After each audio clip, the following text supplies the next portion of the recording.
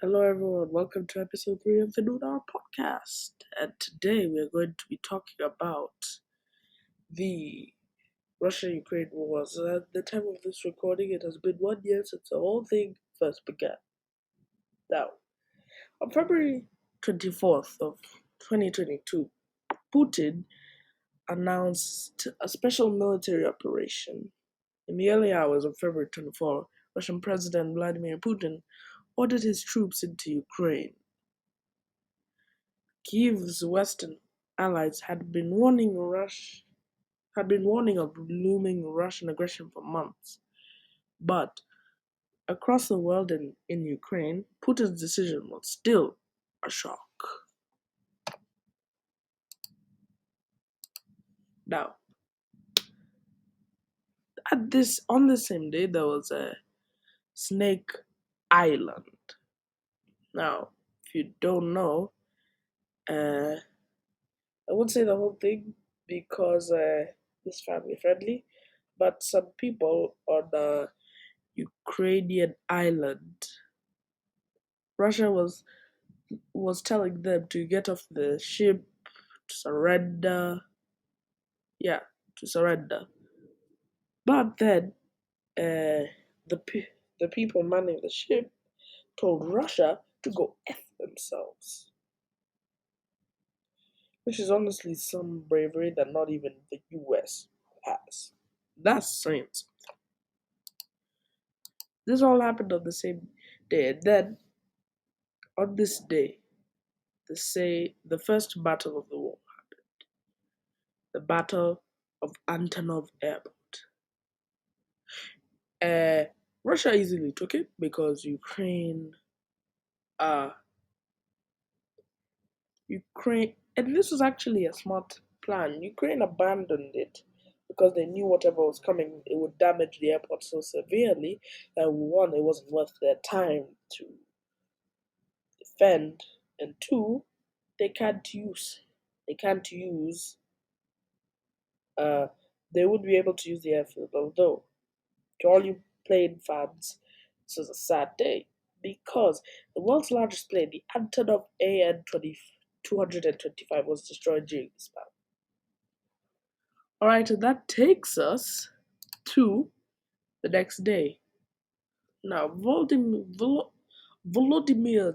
Zelensky, the Ukrainian president, is honestly a legend. Most people like the King of Norway when Norway was invaded by Nazi Germany in 1940 or 41. He fled, but Zelensky was on the front line and has been in the front line. Even the U.S. President Biden said that he would offered him a way to a ride, but he said, "I need ammunition, not a ride." The six greatest words said by a wartime leader in the modern era. I say modern era because back then we don't know the things back then.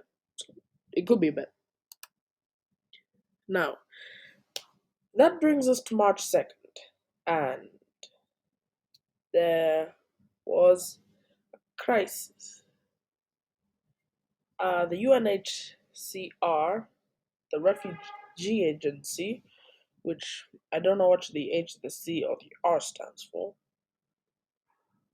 there were 100,000 people who left within the first 24 hours of the attack, and thousands of more cars with families were queuing up, and it caused traffic on the Polish border. Now, where I live, we have a lot of traffic. It wasn't comparable to the traffic there. So at the Polish border, there was a lot of traffic, and a lot of people were getting out of there. Now, let me just tell you where the refugees went. Now, 149,000 of them, which was the third most amount, fled to Russia, which is definitely the definition of Stockholm Syndrome. Poland, they received This is in the first week, by the way. Poland, they received 756,000. Slovakia, 102,000. Hungary, 157,000. Moldova, 103,000. Romania, 63,000. And then a couple hundred in Belarus. That takes us to March 6th, in which uh, we experienced a bad thing. So, people were crossing, right? They were crossing over to borders, but then Russia had had bombed. Ukraine, Russia was attacking, right? So Ukraine had bombed the Irpin bridge, which many people were using to escape. The hundreds of civilians had died trying to flee the madness. That was a tragedy. And now we get to literally a war crime. How Russia hasn't been sanctioned even further for this, I don't know. But we get to March 9th, the Mariupol Maternity Hospital attack. Now, not many people died. There were a lot more people injured than dead. However, we know that there was a pregnant woman who died, and so did the baby inside her. And it was during a ceasefire. But literally, that isn't even allowed. It's even worse that it was during a ceasefire. It wasn't like they were fighting. They were trying to make terms for surrender or for peace. Russia is just nah. Now, nearly a week later, no, exactly a week later, another place in Mariupol uh, was bombed. But this time it was the theater. 1,300 people were there, and 300 people died that day. So sad, sad. Sad that Russia can do this and get away with it. And that brings us to the beginning of April. Now, all of you who thought this story was April Fool's, why are you doing that? This is a serious thing. Uh, the town of Bucha, or the city of Bucha, the place of Bucha. Bucha had been bombed and destroyed, and some people had been executed. So, and those pictures were uncovered on this day. Now, Russia made the claim that it was false information, and it was on April 1st. So that might have helped his case. But from what we've seen, we all know that they actually did this. That this ain't no April Fool's prank.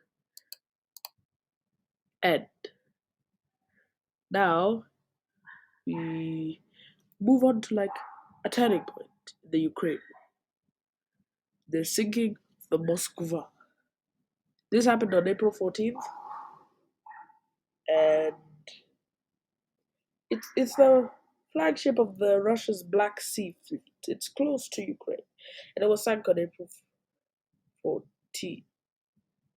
And it was a major military embarrassment for Russia. It's the biggest wartime loss of a navy ship in 40 years since 1972. This didn't even happen during the fall of the Soviet Union. So yes, this was a turning point.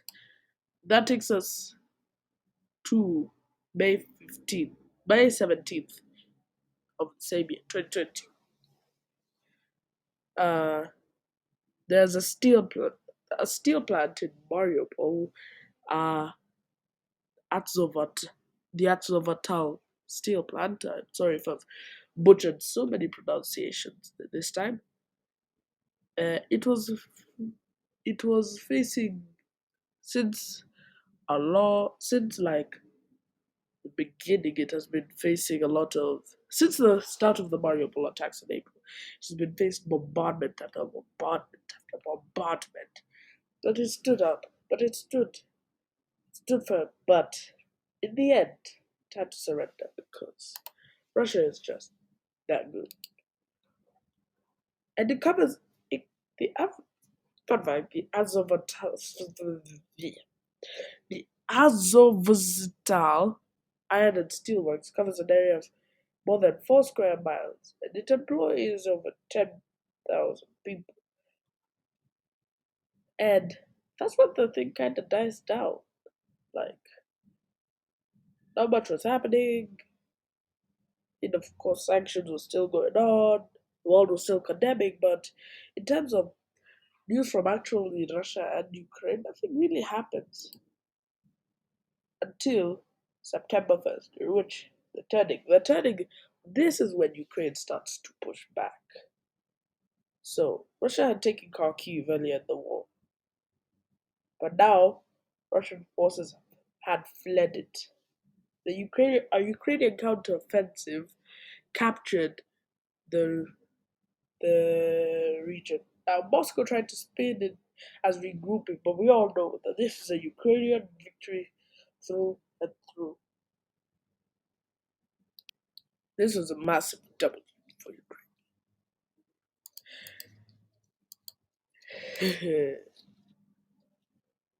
Now, this is just something interesting. Now, uh, this is just some statistics. So, from this is per month. So, in February, they gained 76,000 square kilometers.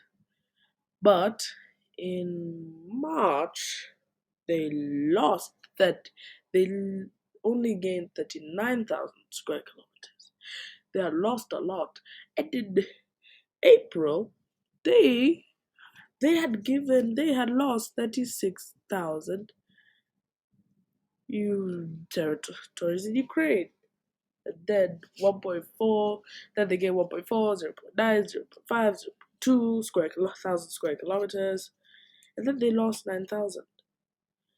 But because of the weird way of the maths, that doesn't mean the country is would be fully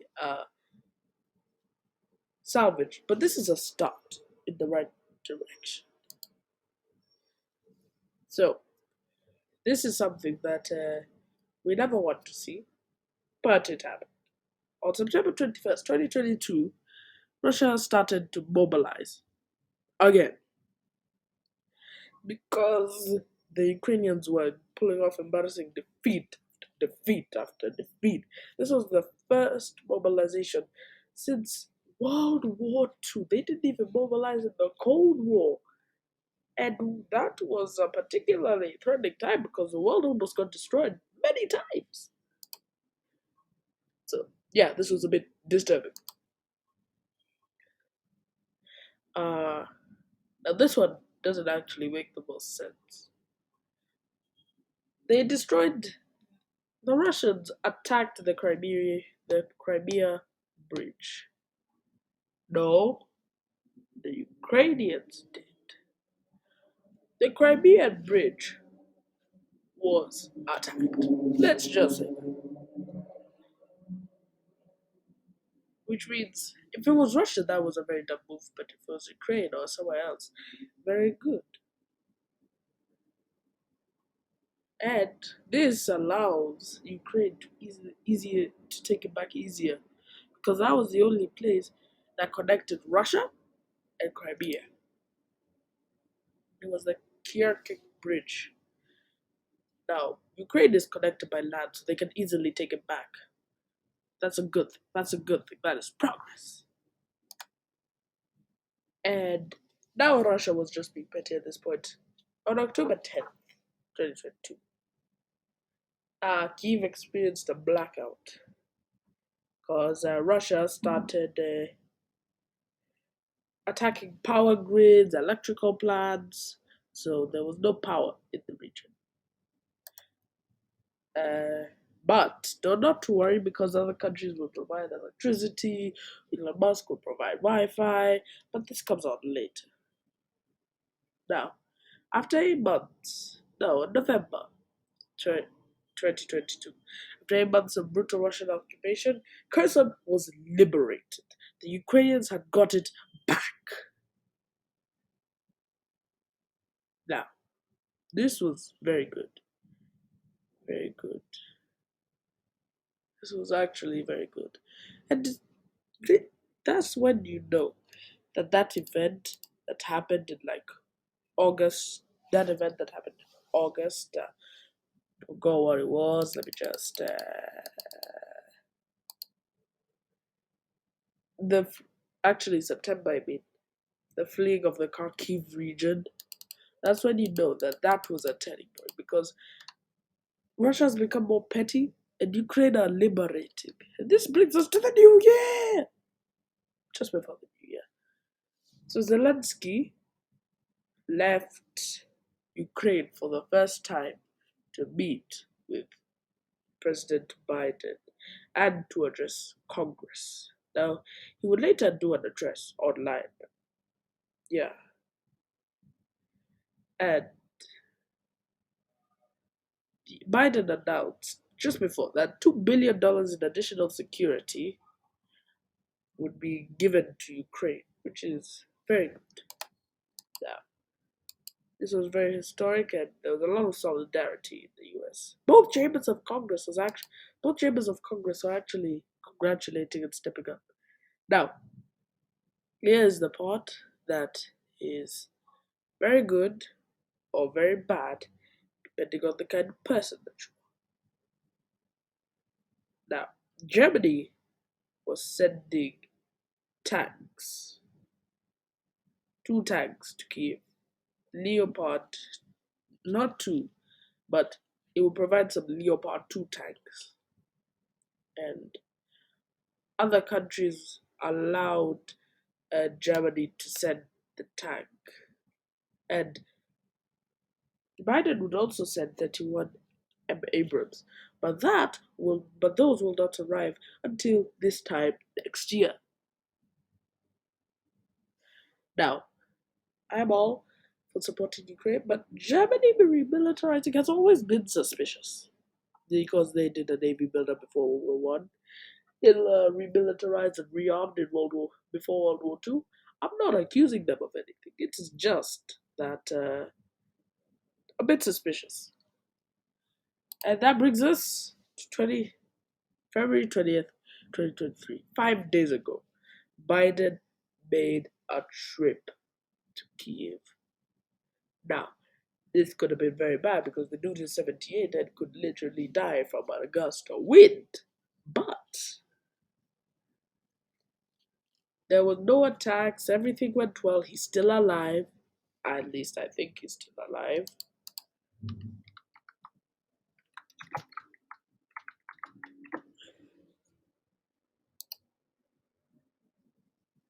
Still alive. And that brings us to today, where it's been a year. Now, I feel like it's never right for a country to take another country's sovereignty. And I'd like to take a moment of silence for all those that were lost along the way. Okay, so that's the latest going on with the Russia-Ukraine war. And that brings us to the end of this. So until next time.